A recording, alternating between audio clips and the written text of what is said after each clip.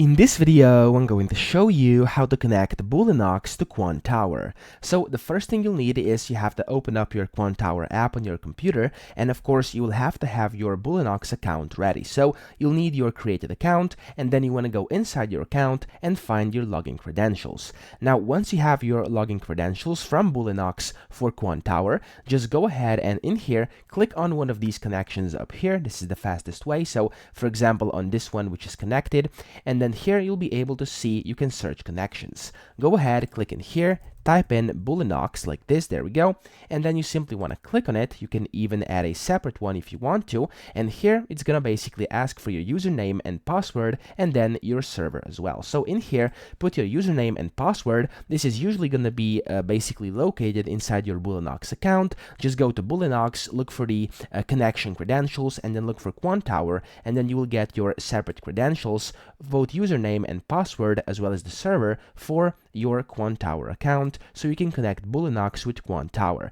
And after you're done, click on connect and your connection will be set up. So that's pretty much it. I hope this video helped you out. If it did, please subscribe to the channel and help me out as well.